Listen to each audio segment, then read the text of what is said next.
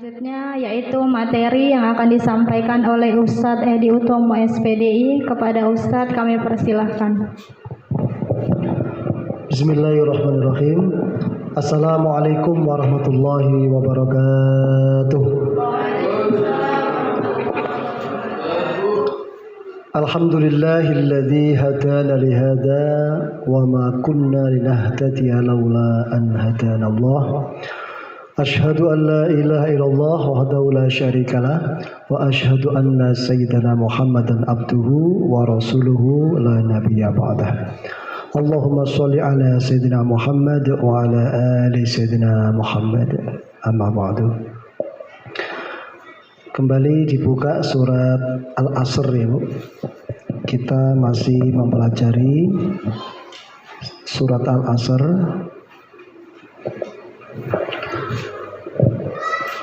A'udzu billahi minasy syaithanir rajim. Bismillahirrahmanirrahim. Wal 'asri innal insana lafi khusrin إلا الذين آمنوا وعملوا الصالحات وتواصوا بالحق وتواصوا بالصبر صدق الله العظيم. Lalu sekalian dirahmati Allah SWT, ada ungkapan terkenal dari Imam Syafi'i. Beliau mengatakan, seandainya Allah hanya menurunkan surat Al-Asr, itu sudah cukup bagi manusia untuk menjadi petunjuk bagi kehidupannya. Hanya 3 ayat ini saja, kalau kita pahami betul-betul, itu kata Imam Syafi'i sudah cukup menjadikan kita sukses dunia akhirat. Nah, ini menunjukkan betapa menyeluruhnya, betapa mengandung banyak sekali kebaikan-kebaikan di dalam surat Al-Asr ini. Ayat yang pertama, kedua sudah kita jelaskan.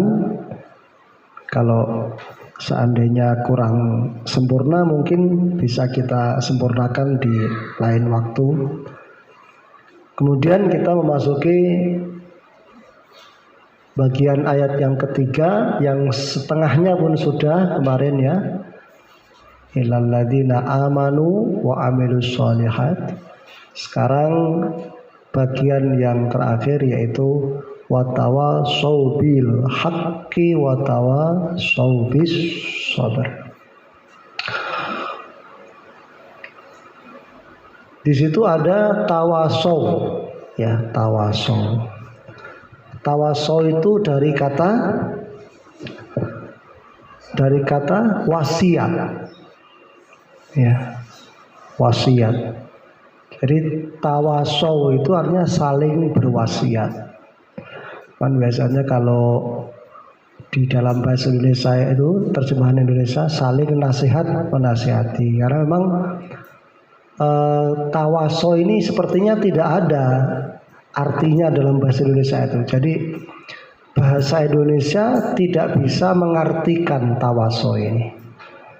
Kalau seandainya diartikan nasihat, nasihat itu pun dari bahasa Arab. Nasihat itu tidak dari bahasa Indonesia. Dalam hadis Rasulullah katakan ad-dinu an-nasihah. Ya, agama itu nasihat. Jadi nasihat itu sendiri bukan bahasa Indonesia.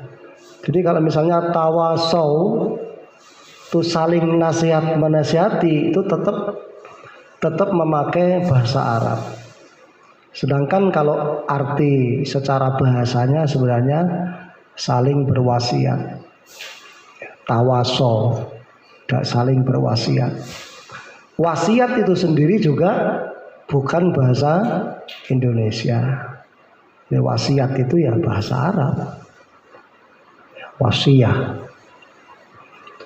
Jadi sepertinya memang tidak ada ya, satu kata di dalam bahasa Indonesia yang bisa mewakili untuk arti tawaso ini. Oleh karena itu kita harus memperdalam gitu kan, kita harus mempelajari makna yang sebenarnya. Mungkin nanti Pak Redi sebagai guru bahasa Indonesia bisa dicarikan bahasa Indonesia untuk arti yang tepat. Tapi seluruh guru bahasa Indonesia di Indonesia sudah mencari dan nggak dapat juga ya. Ya. Kalau bentuknya sendirian itu waso itu memberi wasiat. Tapi kalau tawaso itu saling memberi wasiat. Ya. Ada ungkapan dalam bahasa Arab itu wasiatul ard. Maksudnya adalah bumi yang sangat subur, ya, yang dia itu mengeluarkan tanaman-tanamannya secara terus-menerus tidak pernah berhenti. Itu istilah Arabnya adalah tanah wasiat. Jadi tanah atau wasiatul ard, bumi wasiat. Bumi yang sangat subur yang menumbuhkan tanam-tanaman yang tidak ada berhentinya. Jadi berbuah, kemudian buahnya jatuh lagi ke bawah, membuat tanaman baru, berbuah lagi, begitu terus. Itu tanah yang sangat subur itu disebut wasiatul ard. Maka kita bisa memahami kata wasiat ini, yaitu suatu perbuatan baik ya, yang kita wariskan, yang kita sampaikan, apakah itu berupa perkataan atau suatu hasil karya ya, yang kemudian kebaikan itu diikuti oleh orang lain. Dan kita harapkan kebaikan orang lain itu akan diwasiatkan lagi kepada orang yang setelahnya. Maka begitu terus menerus kebaikan itu akan berbuah. Dan hasil dari kebaikan itu akan kembali kepada orang yang pertama berwasiat. Itu tadi.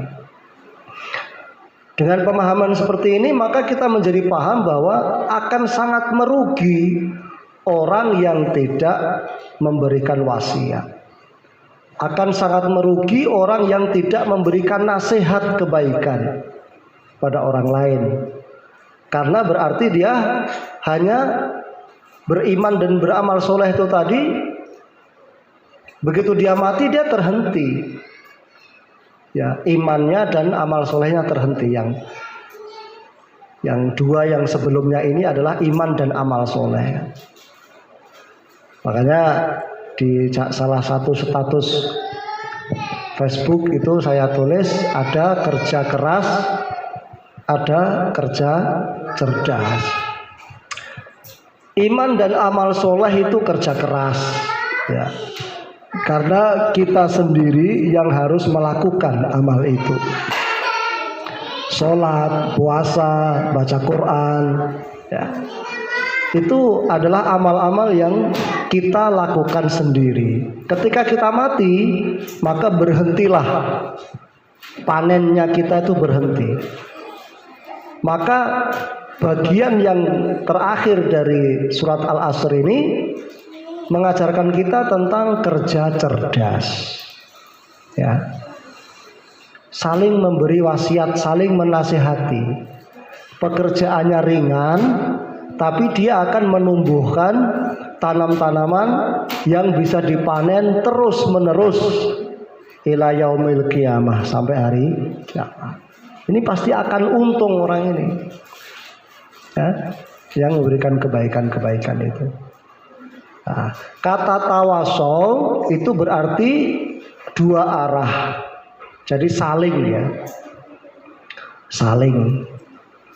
Di satu waktu kita berwasiat kepada orang lain, di lain waktu kita mendapatkan wasiat dari orang lain.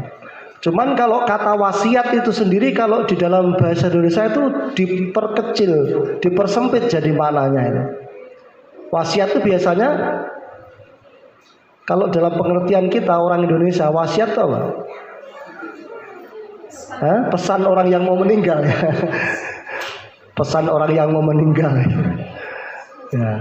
Ya bisa juga, tapi wasiat ini tidak harus orang yang akan meninggal.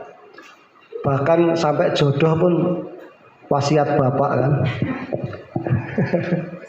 Jodoh wasiat. Jadi wasiat itu ya kita menanam satu atau meninggalkan, menitipkan atau meninggalkanlah suatu kebaikan-kebaikan itu kepada orang lain sehingga orang lain itu mengerjakannya, lalu orang lain itu memberikannya kepada orang lain lagi. Kita juga dulunya dapat wasiat dari orang, maka kita wasiatkan ke orang lain. Orang lain yang mendapatkan wasiat dari kita itu kemudian diwasiatkan lagi kepada orang lainnya lagi. Begitulah seterusnya sampai hari kiamat. Begitu kebaikan itu menyebar dengan sangat banyaknya, nah itulah keuntungan yang luar biasa. Itu. Maka yang pertama kita coba sekarang ini lihat di Al-Quran siapa saja yang telah berwasiat. Ternyata Allah itu berwasiat kepada kita. Allah itu mewasiatkan pesan-pesan khusus. Ya bisa dianggap pesan khusus juga lah wasiat, pesan khusus kepada kita. Ya ada perintah-perintah Allah yang diwasiatkan kepada kita, yaitu dalam surat Al-An'am coba 151 sampai 153. Al-An'am itu surat yang ke-6 ayat 151 153. Ya. A'udzu billahi minasy syaithanir rajim. Qul ta'alu atlu ma harrama rabbukum 'alaikum alla tusyriku bihi syai'an wa bil walidayni ihsana wa la taqtulu awladakum min imlaq nahnu narzuqukum wa iyyahum wa la taqrabul fawahisha ma zahara minha wa ma batan wa la taqtulun nafsa allati harrama Allah illa بالحق ذلكم وصاكم به لعلكم تعقلون. Itu yang 151 ya. Di ujung ayatnya ada dzalikum wassakum bih. Artinya yang demikian itu adalah wasiat yang diwasiatkan kepada kalian. Itu kalau di situ kalau terjemahnya ditulis apa? Memerintahkan. Tapi kalau makanya itu sulit mencari terjemahannya ke dalam bahasa Indonesia itu sulit. Jadi wasokum di sini diartikan memerintahkan. Ya. Karena ya udah jelas ya, kalau wasiat itu datangnya dari Allah ya berarti itu wajib untuk kita lakukan. Sedangkan wasiat dari orang tua aja wajib untuk kita lakukan. Apalagi ini wasiat dari Allah, maka langsung dipakai terjemahannya itu perintah. Tapi kalau dalam surat asal tadi tawasau bil haqqi itu kita terjemahkan perintah ya, dalam kedengarannya itu agak janggal ya. Tawasau bil haqq saling memerintahkan gitu ya. Makanya tidak ada yang tepat gitu. Terjemahannya ke dalam bahasa Indonesia itu agak sulit untuk dicari. Apa yang diwasiatkan Allah ini? Diwanti-wantikan. Ada lagi kata wanti. Wanti itu wasiat yang pasti. Diwanti-wantikan. Ya. Apa yang diwanti-wantikan ini? Pertama, jangan syirik. Nah ini kalau wanti-wanti Allah ini kita wanti-wantikan ke orang lain ya kan itu akan terus menerus beranak pinak menjadi suatu kepanen raya yang tidak pernah berhenti. Ketika kita tidak melakukan kesyirikan, lalu kemudian kita ajari manusia untuk tidak melakukan kesyirikan. Lalu yang dari sebanyak yang kita ajari itu mengajari pula dia kepada orang lain, maka itu menjadi keberuntungan yang luar biasa. Maka tidak akan merugi orang kalau memiliki sifat menasihati ini atau memberi wasiat yang baik-baik. Nah, tidak syirik. Kemudian yang kedua, berbuat baik kepada kedua orang tua. Makanya jangan lupa Bu, kita sambil ngajar tuh harus cari amal-amal seperti ini. Ini kita diajari Allah untuk kerja cerdas ini. Ngomong paling 10 menit bisa meraih surga. Ya kan? 10 menit kita bicara. Anak-anak, berbuat baiklah kepada orang tuamu. Orang tuamu begitu ini macam-macam lah 10 menit. Tiba-tiba anak ini paham, ngerti dan dia berbuat baik loh. Sampai itu dapat terus. Inilah namanya tidak rugi itu di sini. Makanya kalau sampai hanya beriman beramal soleh itu masih kata Dr. Quraish Shihab dalam tafsir Al-Misbah itu masih untungnya itu masih separuh. Kan dia 4 itu ya. Iman, amal soleh, tawasau bil haq, tawasau bis sabr itu. Itu kita bisa keluar dari kerugian itu kalau keempat-empatnya. Jadi kalau baru iman amal soleh berarti baru separuhnya keluar dari kerugian. Kalau kita hanya beramal sendiri terus itu seberapa kuatlah kita beramal. Jangan-jangan juga banyak yang rusak amal-amal kita ini. Maka sempurnakan dengan berwasiat yang baik-baik ini. Nah, ajari anak-anak itu sambil di sela-sela mengajar itu masukkan nih, jangan syirik, berbuat baik kepada orang tua. Jangan membunuh anakmu. Yang ketiga, wasiat dari Allah nih. Jangan bunuh anakmu. Jangan berbuat zina. Jadi fawahish itu berbuat kotor itu. Ya, berbuat fawahish itu biasanya kata-kata fahisyah itu di dalam Al-Quran itu dianalogikan dengan zina, perbuatan zina. Wala taqrabu zina innahu fahisyatan wa sa'a sabila. Makanya termasuk ibu yang mengingatkan anak-anak jangan pacaran, itu namanya perbuatan mendekati zina. Nah itu sudah berwasiat kebaikan. Karena kita mendapatkan itu juga dari orang lain, kita diwasiati orang lain. Makanya menjadi tawasau, saling berwasiat itu, yang tidak akan merugi itu. Nah. Kemudian apalagi di sini? Ya, jangan membunuh. Kalau yang di atas tadi jangan membunuh anakmu, yang ini jangan membunuh orang lain tanpa suatu kebenaran. Membunuh dengan kebenaran contohnya membunuh di dalam peperangan atau menjadi eksekutor hukuman mati. Menjadi eksekutor hukuman mati, menjadi al-gujo itu membunuh orang tapi itu bil haq dengan keputusan pengadilan. Tapi kalau tidak ada sebab apa-apa kita tidak boleh membunuh orang. Udah jelas ini ya. Wasiat dari Allah itu, jangan gampang-gampang kita meledakkan bom.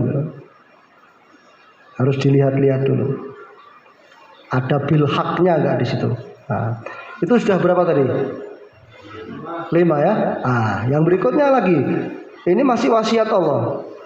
Wala taqrabu malal yatim. Karena di ujung ayatnya yang 102 ini dalikum wasakum bihi, itu sama. Sama dengan yang 151 tadi. Dalikum wasakum bihi. Cuman kalau di 151 la'alakum ta'qilun, supaya kamu berpikir. Kalau di sini la'alakum tadakkarun, agar kamu selalu ingat. Yang 151 pikirkan, memikirkan itu berarti ya tidak melupakan. Terus 152 supaya kamu ingat, ya tidak melupakan juga maksudnya. Jadi jangan sampai kamu lupakan wasiat-wasiat ini. Berarti yang keenam, jangan memakan harta anak yatim, kecuali dengan hak lagi, kecuali dengan baik, illa billati hiya ahsan. Memakan harta anak yatim yang dengan cara yang baik itu adalah diambil harta anak yatim itu untuk membesarkan dia, gitu. Biaya untuk membesarkan anak yatim itu boleh diambilkan dari harta anak yatimnya itu. Tapi kalau mengambil harta anak yatim untuk memperkaya diri sendiri itu dilarang Allah, diwasiatkan di sini jangan sampai. Hatta ya belughu asyuddah, sampai anak yatim itu menjadi besar. Pesan yang ketujuh, wa auful kaila wal mizana bil qisti. Ya, kalau menimbang, menakar itu dengan benar, jangan mengurangi timbangan. Itu pesan dari Allah. Ini kalau kita khusus membahas ayat ini dikupas satu-satu, ini akan sangat mendalam, akan sangat luas, dan begitu pengaruhnya luar biasa dalam kehidupan manusia. Kaconya, salah satu penyebab kaconya perekonomian manusia itu ketika pedagang-pedagangnya itu tidak jujur. Ketika pedagang itu tidak jujur, maka hancurlah ekonomi manusia ini. Jadi ketika Allah menyuruh menimbang dengan benar, itu sudah menjadi pilar tegaknya kehidupan sosial dalam masyarakat. Maka salah satu yang menjadi musuhnya iblis itu ketika ditanya oleh Nabi Muhammad SAW, iblis kan mengatakan musuhku itu adalah pedagang yang jujur. Makanya godaan iblis itu tidak hanya kepada orang yang sedang beribadah secara hubungan kepada Allah saja, tapi serangan iblis itu juga kepada para pedagang agar mereka mengurangi timbangannya. Kemudian wa idza qultum fa'dilu. Ini la nukallifu nafsan illa wusaha, ini bukan wasiatnya, ini hanya informasi. Kami tidak membebani diri kecuali atas kesanggupannya. Yang lanjutan dari wasiat adalah wa idza qultum fa'dilu. Kalau kamu berkata, maka jujurlah. Walau kana da kurba, walaupun kepada karib kerabatmu. Kalau kamu memutuskan suatu perkara, maka bersikap adil walaupun yang sedang diperkarai itu adalah karib kerabat kita. Kalau berkata yang benar, jangan karena karib kerabat terus kita mengiyakan saja yang dilakukan oleh dia walaupun itu satu kesalahan. Itu kata Allah, jangan seperti itu. Walaupun dia adalah karib kerabatmu, kalau dia berbuat salah maka tegakkanlah kebenaran itu. Katakan yang adil, yang benar itu. Nah ini kan nggak semudah itu Pak ya, nggak semudah itu. Kita kalau sama karib kerabat, sama saudara sendiri itu banyak sekali pertimbangannya. Sehingga kadang-kadang mereka nggak sholat pun kita biarkan, mereka tidak ibadah pun kita biarkan. Tapi ini Allah mewasiatkan, katakanlah ya dengan adil pada mereka. Yang keberapa? Yang ke-9, wa bi ahdillahi aufu, dan dengan janji-janji Allah itu tunaikanlah. Menunaikan janji kepada Allah. Ya, menunaikan janji kepada Allah. Kemudian satu lagi ayat 153 itu juga di ujung ayatnya dzalikum wassakum bih. Itu semua yang diwasiatkan untuk kalian. Tapi kalau di 153 ini la'allakum tattaqun, agar kalian bisa bertakwa. Jadi la'allakum ta'qilun, la'allakum tadakkarun, la'allakum tattaqun. Apa yang diwasiatkan yang nomor 10 ini? Ya. Wala fattabi'uhu wa anna hadza sirati mustaqima fattabi'uhu. Sesungguhnya Islam ini adalah jalanku, Kata Allah, jalanku yang lurus, fattabi'u, maka ikutilah. Atau sesungguhnya Al-Quran ini juga bisa adalah jalanku yang lurus, maka ikutilah. Wala tattabi'u subula, jangan kamu mengikuti jalan-jalan yang lain. Fatafarraqu bikum an sabilih, sehingga menyebabkan kamu terpisah dari jalan Allah. Istiqomah di jalan Islam. Ini pesan yang ke-10. Jadi ada film Nabi Musa itu judulnya Ten Commandments, 10 perintah Tuhan. Itu ternyata di dalam Al-Quran juga ada 10 wasiat Allah. 10 wasiat Allah. Nah itu ya. Berarti Allah melakukan melakukan wasiat kepada kita. Siapa lagi yang melakukan wasiat? Ada lagi yaitu nabi-nabi Allah ya. Di antaranya Nabi Ibrahim, itu dia berwasiat. Surat Al-Baqarah ayat 132. Surat Al-Baqarah 132.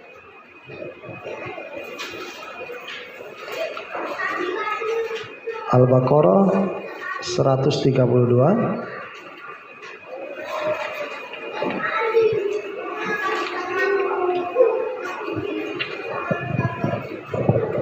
Ya. A'udzubillahi minasyaitonir rajim.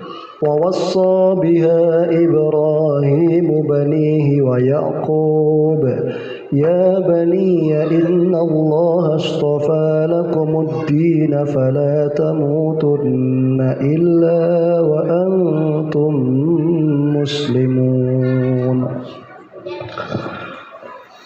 Dan Ibrahim alaihissalam mewasiatkan tentang itu, tentang Islam itu, banihi kepada anak-anaknya, wa Yakub, dan juga Nabi Yakub juga berwasiat kepada anak-anaknya. Apa kata Nabi Ibrahim alaihissalam? Ya baniya, wahai anakku, innallaha astafa lakumuddin, sesungguhnya Allah telah memilihkan untuk kalian itu agama Islam ini. Fala tamutunna, jangan kalian sekali-kali mati illa wa antum muslimun, jangan mati kecuali dalam keadaan muslim. Ini wasiat ini selalu disampaikan ketika khutbah Jumat itu. Wasiat takwa dan jangan sampai mati kecuali dalam keadaan muslim. Itu rata-rata mayoritas khatib itu pasti mengucapkan ittaqullaha haqqa tuqatih wa la tamutunna illa wa antum muslimun. Jadi setiap ada khatib yang mengucapkan seperti itu, Nabi Ibrahim pun mendapatkan pahalanya. Karena Nabi Ibrahim yang mewasiatkan itu kepada anak-anaknya. Nah, ujungnya ke sana. Maka ketika kita sekarang ini lalu mewasiatkan itu kepada generasi yang setelahnya kita, maka kita pun juga mendapatkan pahala dari kebaikan itu. Gitu ya. Am kuntum syuhada'a idh hadra Ya'qubal maut, atau apakah kalian menyaksikan ketika Nabi Yakub itu akan meninggal? Ini mungkin karena Nabi Yakub berwasiat ketika akan meninggal itu ya, sehingga dipahami wasiat itu perkataan orang yang mau mati. Nabi Yakub ketika akan meninggal dia mengatakan, idz qala li banihi, ketika mengatakan kepada anak-anaknya, ma ta'buduna min ba'di, apa yang kalian sembah setelahku nanti. Setelah aku mati, ya, setelah aku mati, apa yang atau siapa yang akan kalian sembah? Qalu, anak-anak Nabi Yakub menjawab, na'budu ilahaka wa ilaha abaika Ibrahim wa Ismail wa Ishaq, yaitu ilahu wahida. Kami akan tetap menyembah Tuhanmu wahai ayah, dan juga Tuhan kakek nenek kita, Nabi Ibrahim, Nabi Ismail, Nabi Ishaq, ya, yaitu Tuhan yang esa. Wa nahnu lahu muslimun, dan kami akan selalu berserah diri, kami akan selalu menjadi muslim. Coba antum perhatikan. Yang pertama mewasiatkan untuk selalu berada di jalan Islam itu adalah Allah. Di ayat yang 10 wasiat tadi itu, yang ke-10 kan itu tadi. Lalu kemudian wasiat Allah ini diulangi oleh Nabi Ibrahim kepada anak-anaknya. Nah, kemudian diulangi lagi oleh Nabi Yakub. Nabi Yakub ini cucunya Nabi Ibrahim. Ini Nabi Ibrahim itu punya anak, Nabi Ismail, Nabi Ishak. Nabi Ishak punya anak, Nabi Yakub. Ini kan namanya saling berwasiat. Ya, ini yang tawasau itu tadi, saling berwasiat. Gitu. Jadi sebelum mati itu jangan diem aja. Ya, jadi sebelum mati itu gunakan 10 menit untuk berwasiat. Biar dengan 10 menit itu bisa mendapatkan surga. Mau mati kok diem aja, berwasiat. Tetapi kan mati nggak tahu Pak Ustadz. Itu berarti artinya wasiat itu tidak harus ketika akan mati, gitu loh. Masih sehat walafiat silahkan kasih tahu anak kita itu, kumpulkan anak kita tuh, kumpulkan satu-satu. Seperti Nabi Yakub ini dikumpulkan anak-anaknya. Bapak ingin mendengar. Ya, kita tidak selalu bersama-sama terus. Kalau bapak nanti mati, kalian nyembah apa? Nah, gitu ya. Maka jawaban anak-anak Nabi Yakub ini luar biasa. Termasuk siapa ini anaknya Nabi Yakub? Nabi Yusuf. Ya, mereka berjanji akan menyembah Allah. Kenapa ini? Kesanggupan anak-anak Nabi Yakub ini diulangi oleh Allah. Biar orang-orang Yahudi itu kembali ke jalan yang benar. Karena kakek-kakek mereka itu bertauhid. Ya. Kan 12 anaknya Nabi Yakub itu yang nantinya menjadi 12 suku Bani Israel. Nah, ternyata kakek-kakeknya dulu, yang 12 anaknya Nabi Yakub itu semuanya bertauhid, yaitu kami hanya menyembah Tuhan yang engkau sembah wahai ayah, yaitu Tuhannya kakek kita Ibrahim, kakek kita Ismail dan Ishak, yaitu apa? Ilahan wahida, yaitu Tuhan yang Maha Esa.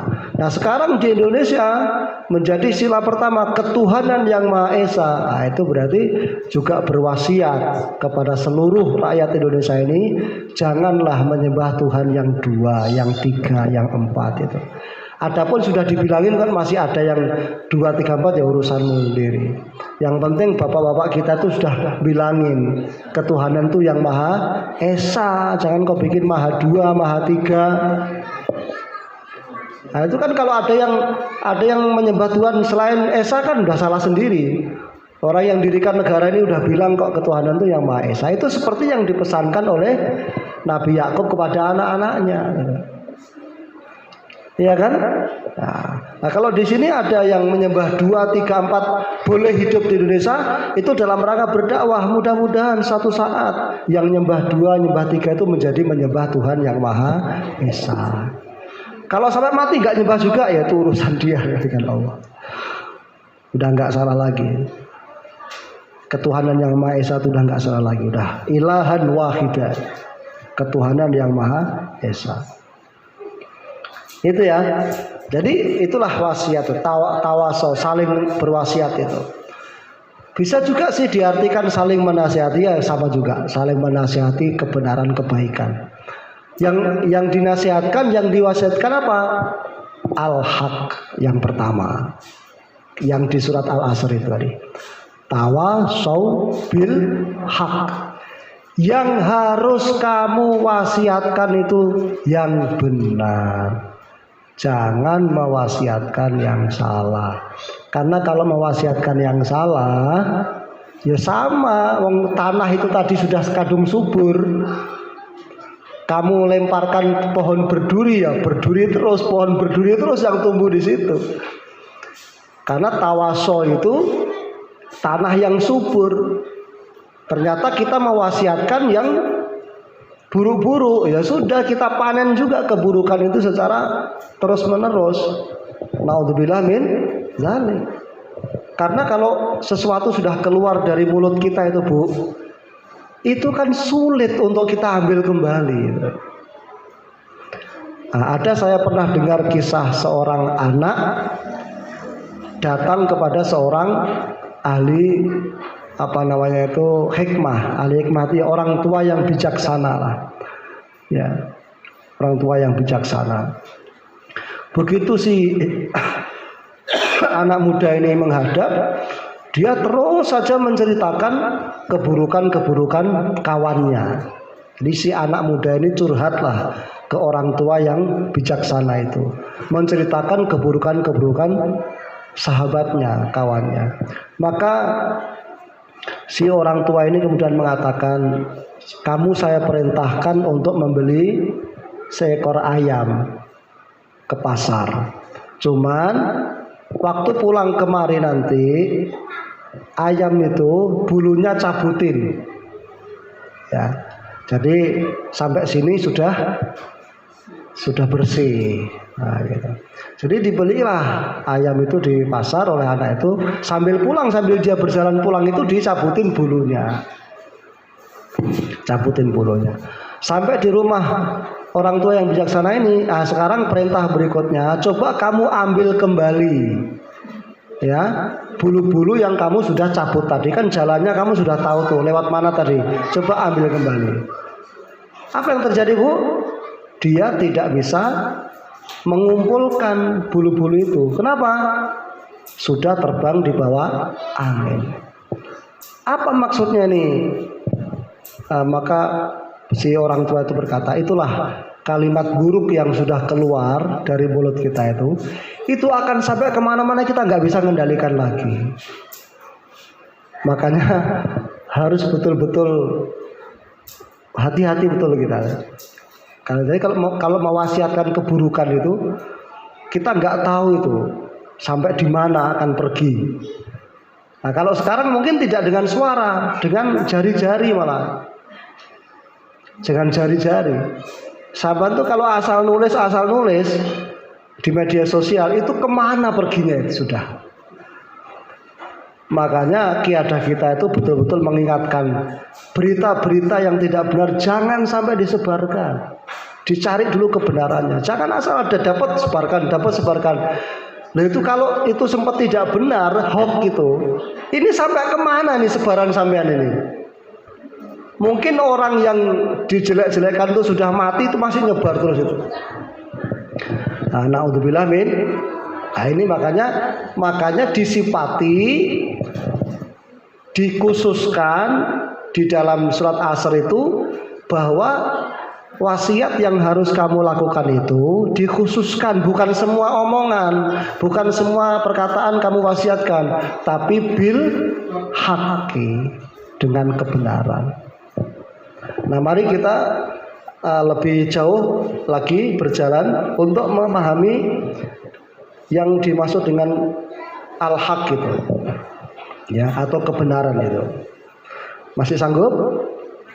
Ayo kita berjihad bersama-sama melawan mata kita sendiri. Memang jihad itu yang berat, melawan diri sendiri. Kalau melawan mata orang kafir sanggup, melawan mata sendiri yang lebih berat. Ya, kita buka dulu surat Al-Hajj ayat 62. Surat Al-Hajj itu surat 22. Ya, ayat 62. A'udzu billahi minasy syaithanir rajim. Bismillahirrahmanirrahim. ذلك بأن الله هو الحق وأن ما يدعون من دونه هو الباطل وأن الله هو العلي الكبير. Coba Mas Dedi dibaca yang keras artinya.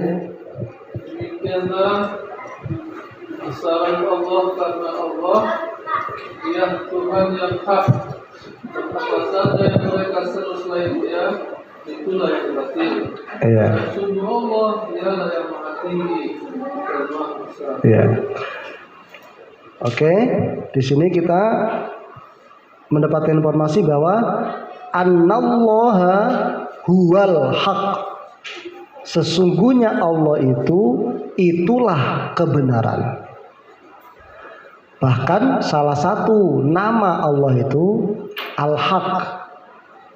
Ya. Kalau yang selain Allah itu batil. Min dunihi huwal batil. Yang selain Allah itu kebatilan.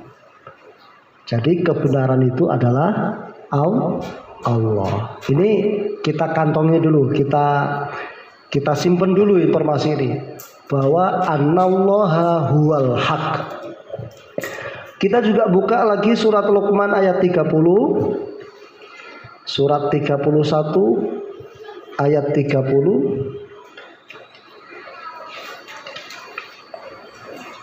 Surat 31 ayat 30. Pak Broto dibaca terjemahnya. Luqman ayat 30. Ayo Pak, 10 menit untuk dapat surga ya.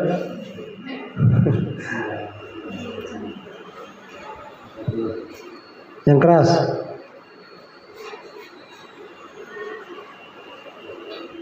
Ayo. Demikianlah karena sesungguhnya Allah Dialah Tuhan yang sebenarnya. Dan apa saja yang mereka seru selain Allah adalah batil. Dan sesungguhnya Allah Dialah yang maha tinggi, maha besar. Ya, sama ya, hampir sama dengan surat Al-Hajj tadi. Dalika bi annallaha huwal haq. Ya, annallaha huwal haq. Sesungguhnya Allah itu adalah kebenaran. Dan yang diseru selain Allah itu adalah kebatilan. Jadi ini menjadi suatu dasar hukum, menjadi satu dasar pemikiran bagi kita bahwa kebenaran itu adalah yang dibenarkan oleh Allah. Dan kebatilan itu ya yang dianggap batil oleh Allah. Gitu loh. Jadi kebenaran dan kebatilan itu bukan perasaan kita, bukan selera kita, bukan selera siapapun. Tetapi yang dimaksud kebenaran itu adalah yang dari Allah Subhanahu wa taala. Karena Allah itu sendiri adalah kebenaran. Coba surat Al-Baqarah 147. Surat Al-Baqarah 147.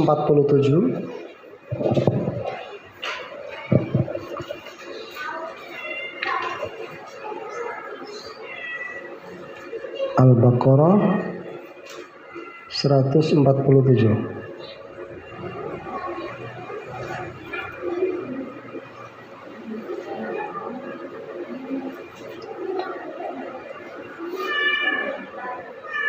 Iya ya. Oh, tunggu.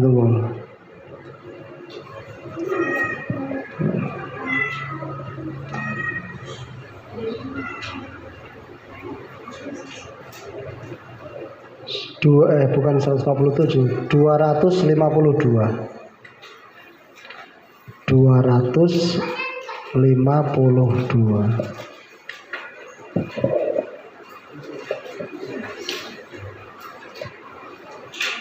Pak Redi udah dapat? Dengan ayat dari Allah, kami katakan kepadamu dengan benar dan engkau Muhammad adalah benar-benar seorang Rasul. Ya, 252.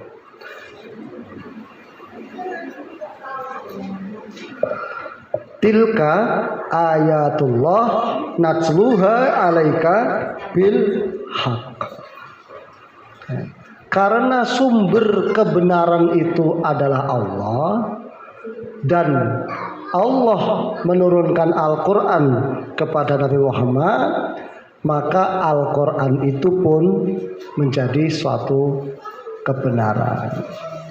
Maka tilka ayatullah natsluha alaika bil haq. Itulah ayat Allah yang kami wahyukan kepadamu bil haqqi, dengan benar. Wa innaka laminal mursalin, dan sesungguhnya engkau wahai Rasulullah Muhammad SAW adalah termasuk utusan. Dengan demikian bisa kita pahami bahwa kebenaran yang datang dari Allah itu maksudnya adalah penjelasan-penjelasan yang ada di dalam Al-Quran. Karena Allah tidak berbicara langsung kepada kita, tetapi Allah menurunkan kitabnya. Kalau dikatakan kebenaran itu datang dari Allah, masa mau kita cari Allah? Mau dicari Allah dulu ketemunya di mana, ya enggak? Yang kita cari adalah ayat-ayatnya di sini. Ya, karena ayat ini sudah dipastikan oleh Allah bahwa ayat ini dari Allah dengan kebenaran. Surat Ali Imran ayat 3, ya, lebih aktif lagi tangan dan kakinya biar gak ngantuk. Mulutnya boleh juga aktif, masih banyak makanan yang bisa dikunyah. Surat Ali Imran ayat 3. Dia menurunkan kitab Al-Quran kepada Muhammad yang mengandung kebenaran, membenarkan kitab-kitab sebelumnya dan menurunkan Taurat dan Injil. Ya. Bahkan lanjutannya itu min qablu, dari yang sebelumnya, hudan sebagai petunjuk, linnas bagi manusia, wa anzalal furqan, dan menurunkan furqan. Furqan artinya pembeda. Jadi yang dikatakan benar oleh Al-Quran, yaitulah yang benar. Yang dikatakan batil oleh Al-Quran, yaitulah yang batil. Gitu. Berarti kalau kita disuruh berwasiat tentang kebenaran, berarti kita harus tahu dulu kebenaran itu. Berarti apa berarti? Ya mempelajari Al-Quran. Kalau kita tidak mempelajari Al-Quran, apa yang mau kita sampaikan ke orang? Apa yang mau kita wasiatkan kebenaran itu? Makanya kalau yang tidak berpedoman dengan Al-Quran, tidak berpedoman dengan ayat Allah, nanti wasiat ke anaknya yang aneh-aneh. Iki kerisku ya le, ya kan? Karena tidak dengan kebenaran. Iya, iki menemaniku selama puluhan tahun. Bahkan iki bisa ya kok keris kok bam iki. Jangan sampai hilang. Hati-hati. Nah, akhirnya yang nggak benar itu. Coba antum apa istilahnya rasa-rasakan. Kalau Nabi Ibrahim tadi berwasiatnya kan ini agama, ini agama Islam. Jangan saya mati kalian kecuali beragama Islam. Ini jalan yang lurus, ikuti gitu. Orang kok wasiatkan benda-benda yang mau, ya kan? Nah, atau mewasiatkan jodoh ya, jodoh wasiat bapak ini.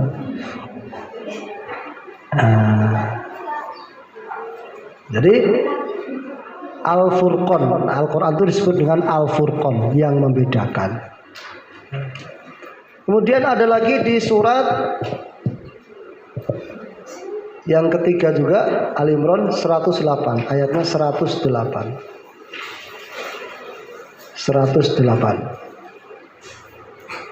Tilka ayatullahi natsluha 'alaika bil haqq wa ma Allahu yuridu zulman lil 'alamin. Bu Min, Itulah ayat-ayat Allah yang kami bacakan kepada kamu dengan benar, dan Allah tidaklah berkehendak menzalimi siapapun di seluruh alam. ya, tuh. Allah tidak bermaksud zalim kepada penghuni alam ini. Ya, termasuk di dalamnya adalah manusia dan jin. Kenapa? Karena di akhirat nanti itu ada siksa. Jadi kalau tidak diturunkan dulu petunjuknya, itu satu kezaliman. Masa kita nggak dikasih tahu terus tiba-tiba di sana ada siksa? Makanya karena Allah itu tidak pernah menzolimi hambanya, diturunkanlah petunjuk ini. Nah, ketika manusianya tidak mau belajar petunjuk itu, tidak mau mengikuti petunjuk itu, lalu kemudian mereka disiksa, itu bukan lagi kesalahan Allah, bukan lagi kezoliman Allah, tapi itu kezoliman dirinya sendiri. Salahnya kenapa tidak mau mempelajari petunjuk itu. Nah, jadi jangan disalahkan Allah lagi, karena petunjuknya udah jelas. Maka petunjuk-petunjuk Allah ini itu yang kita wasiatkan. Itulah makanya sampai dikatakan khairukum man ta'allamal Qur'an wa 'allama. Sebaik-baik kalian itu yang mempelajari Al-Quran lalu mengajarkannya. Itu kan sama. Bapak Ibu sekarang mendapatkan wasiat dari saya dulu juga mendapatkan wasiat dari orang lain. Nanti Bapak Ibu ngisi pengajian atau ngajar di mana, sampaikan wasiat itu kepada orang lain lagi. Nah, itulah yang dimaksudkan tawasau bil haq itu. Nah, tentang kebenaran itu. Kemudian penutupnya sedikit biar selesai hari ini juga, biar nggak buntut lagi. Ya, kalau mau dibuntutkan pun bisa juga, tapi ini nggak usah, kita besok biar surat yang lain lagi atau bab yang lain lagi. Watawasau bis sabar. Ya. Sebagian ulama tafsir mengatakan bahwa menyampaikan kebenaran itu perlu kesabaran. Kenapa? Karena manusia ini bertingkat-tingkat pemahamannya. Ya kan? Nah, tadi saya kan selalu didoakan sama antum itu, Pak Ustadz mudah-mudahan bersabar membina ini, ya, karena itu mau. Karena kebenaran itu nggak bisa langsung diterima, bertingkat-tingkat pemahamannya dan bertingkat-tingkat sekat dinding-dinding yang menghalangi manusia itu. Ya, orang kaya dia terhalangi kebenaran itu dengan hartanya. Makanya banyak nabi itu mereka tidak mau ikut gara-gara tidak punya harta seperti mereka. Nabi Nuh itu dikatakan, kalau seandainya kami ini ikut kamu Nuh, bagaimana kalau yang miskin-miskin itu kamu suruh pergi? Karena kita nggak level. Masa kami yang kaya-kaya ini harus duduk sama dengan yang miskin-miskin? Nah, itu permintaan kaumnya Nabi Nuh tuh.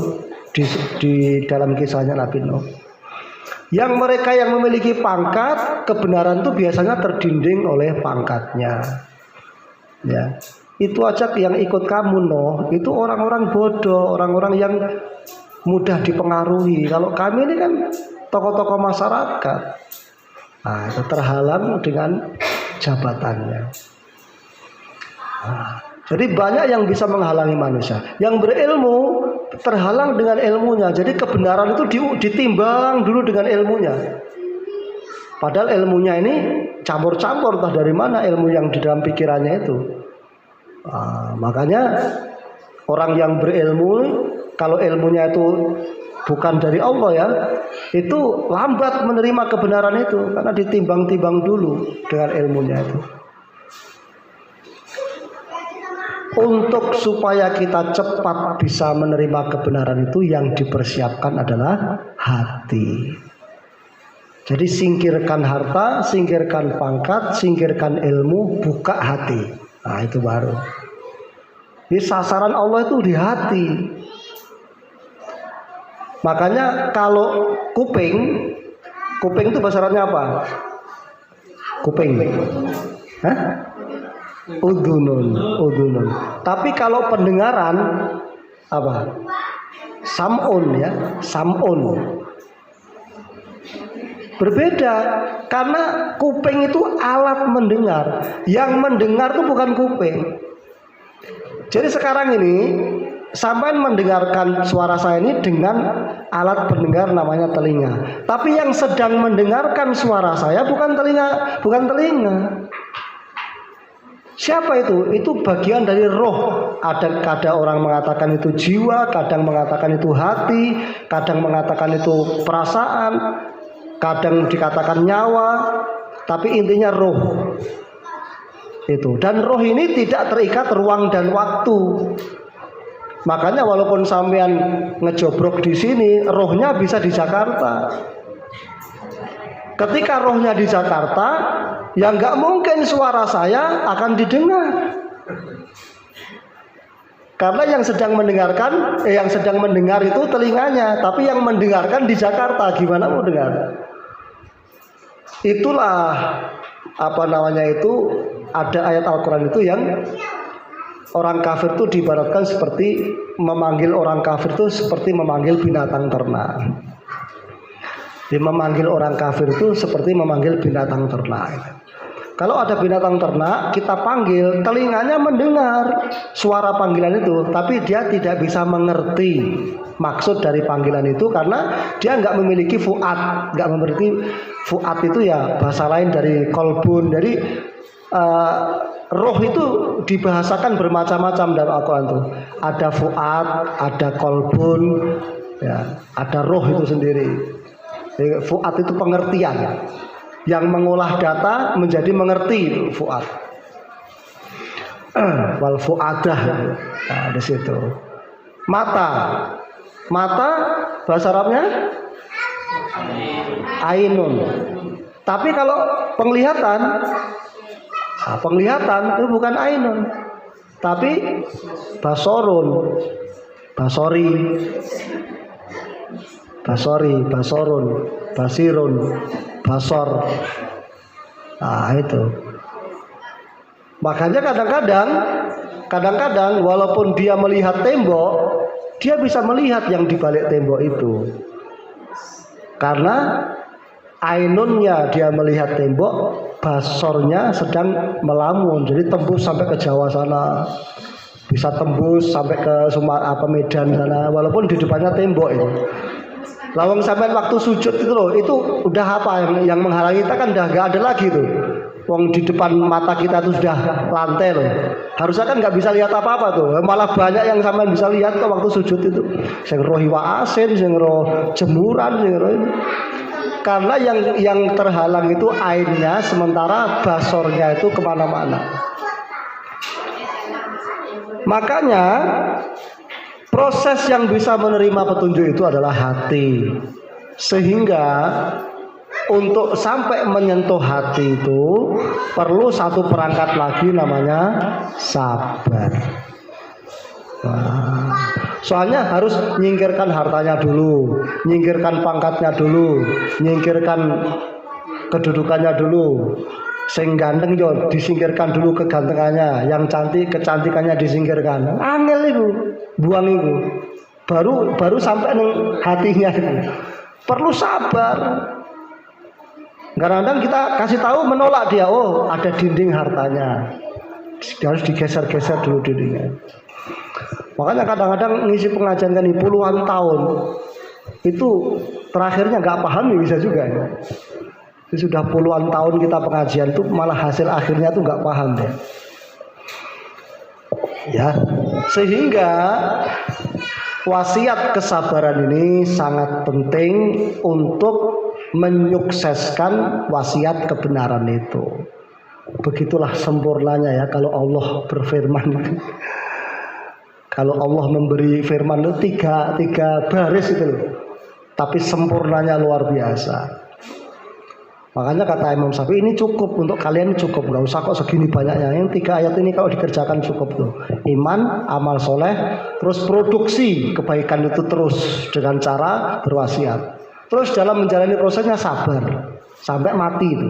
Sudah selesai hidup ini. Surga setelah itu. Iya kan? Nah, itu.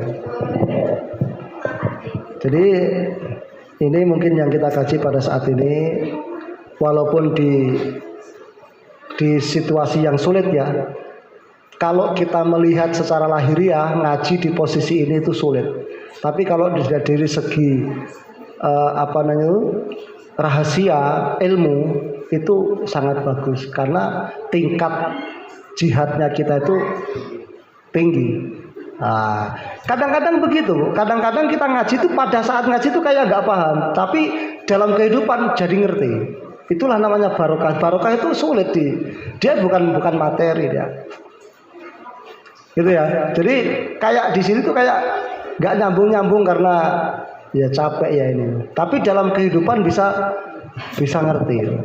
Itu barokah namanya. Mudah-mudahan ilmu kita barokah. Amin ya rabbal alamin. Demikian yang bisa kami sampaikan, kurang lebihnya saya mohon maaf. Saya akhiri, wabillahi taufiq wal hidayah. Wassalamualaikum warahmatullahi wabarakatuh.